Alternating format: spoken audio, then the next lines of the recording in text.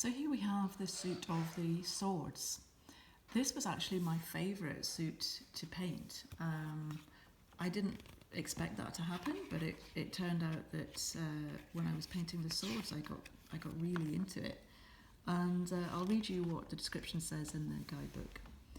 Swords can make us face realities. They can cut through indecision and can be associated with the harsher energies of any situation.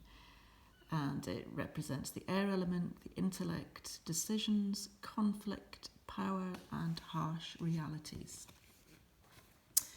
And you'll know if you've watched the other videos that the aces were inspired by my work with dancers, Giorgio Perozzi and Molly Danter.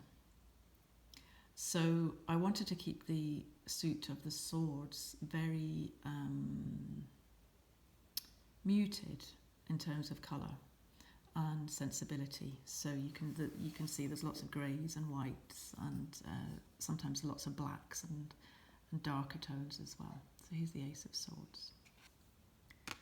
The Two of Swords. You can see the swords here in her hair. This was actually based on an image of my daughter, who was at the time about 11. And she was sitting in her bedroom and the light was such that it cast a shadow onto the wall behind her. And this is actually a painting of her shadow. And it has another title called Shadow Boxing. And it's this idea of really the battle sometimes is the self with the self, isn't it? It's this battle of internal conflict and inner stress. And I really wanted to get this across, but in a very gentle way, which is why it's the depiction of a child. The Three of Swords. This is actually one of my favourite paintings because I feel like it really did what I was trying to say, and it's not often that I can say that about my paintings. In the middle here, I've printed a quote from Tennyson. "'Tis better to have loved and lost than never to have loved at all." And I think that's, for me, the essence of the Three of Swords. Yes, there's pain, but it is a gift as well as the pain.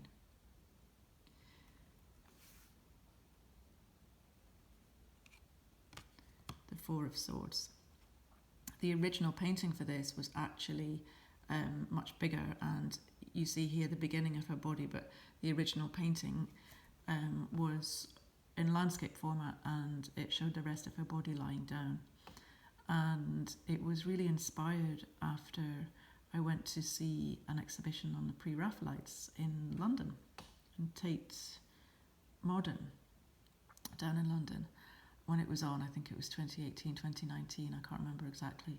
And there were some beautiful paintings by Burne-Jones of Sleeping Beauty called the Briar Rose cycle. And this painting was done directly after that. And I remember at the time when I painted it, I was feeling very tired and in very much need of rest and recuperation. So it felt as though I was almost living this painting when I was creating it.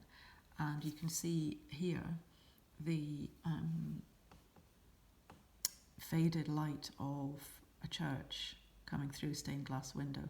And if you saw the original painting, you'd see over to the right hand side there was another one as well.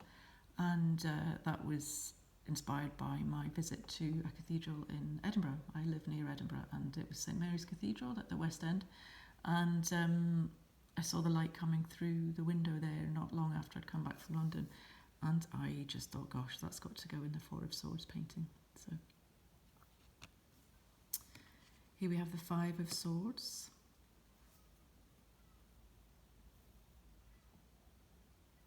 This was a drawing and a painting together, mixed media, charcoal and paint and white screen print. The Six of Swords has the hummingbirds in it, which again is about hope and renewal and faith. And the colour in this is to denote the sense of water. There's often water seen in the Six of Swords, isn't there? And so there isn't any water directly in this painting, but it's in them. The water is in them. Seven of Swords, Thief in the Night, Eight of Swords. If you look closely in her headdress, there are lots of stars and flowers, quite subtle, but I wanted to emphasise the fact that the Eight of Swords is often about our own self-doubt and our own restriction of ourselves, and it's not necessarily always real, it's just in our heads. And the Nine of Swords has the hummingbirds again to denote this sense of hope, and you know, it's not necessarily the end.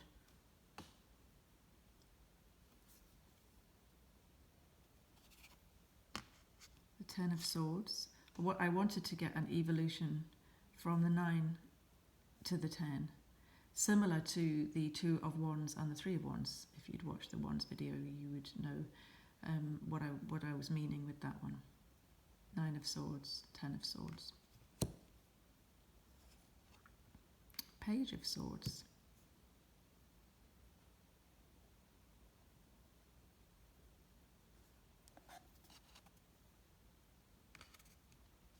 Knight of Swords. There's a real focus in this one. I can get it a bit closer.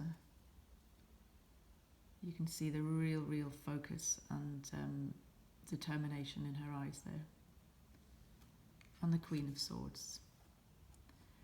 This, in its original form, is a square painting, so her hair actually goes much further off and is flying in the wind. She's like a warrior queen. And the King of Swords. Both the Queen and the King of Swords have ravens embedded in their dress or in their costumes, because I felt that the raven was a real symbol of clarity. It's my favourite bird, and I felt that it really lent itself well to this idea of uncompromising truth, which I think the King and the Queen of Swords both have. So that's the suit of the swords. I hope you liked it, and thanks for watching.